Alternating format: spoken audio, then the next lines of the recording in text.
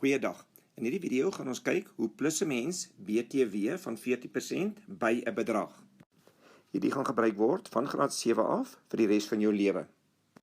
Net voor ons dit verduidelik, onthou, indien daar enige iets in skoolwiskunde is met persentasies te doen wat jy nie verstaan nie, graad 1 tot graad 12, kan jy vir ons die probleem aanstuur met 'n WhatsApp foto na hierdie nommer toe, dan sal ons dit vir jou probeer oplos en so gou as moontlik vir jou verniet 'n antwoord terugstuur.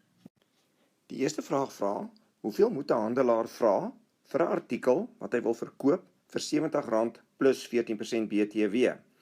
So hy wil R70 waar hy die 14% BTW bytel. Ek het die ondergeskryf, ons plus BTW van 14% by 'n bedrag.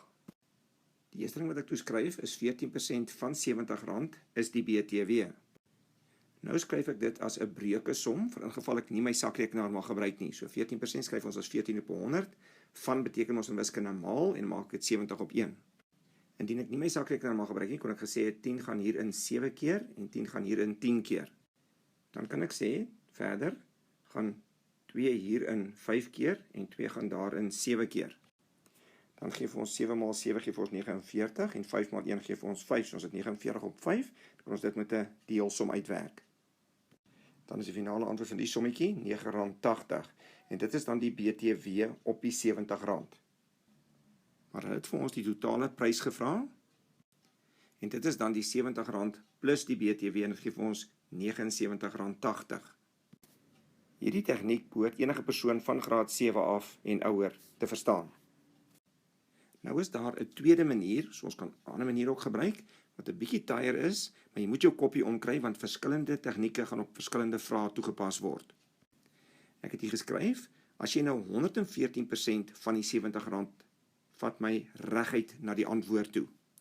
Die R70 vat ons nou as 100%, saam met die 14%, dus kom ons 114% van die R70 gaan uitwerk, en dan gaan ons reguit na die antwoord toe.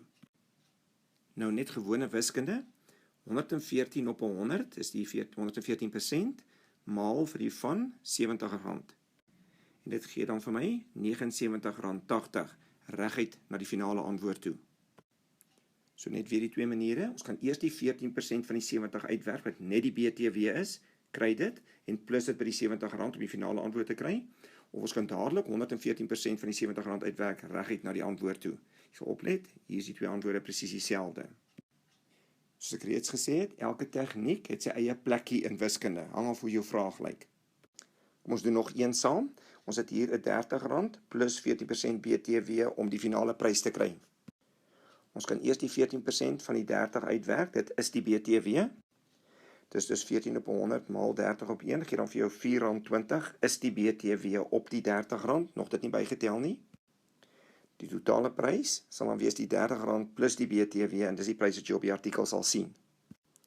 En nou die tweede tegniek, of ons gaan die tegniek gebruik, ons gaan dadelik 114% van R30 vat, maar reguit na die antwoord toe.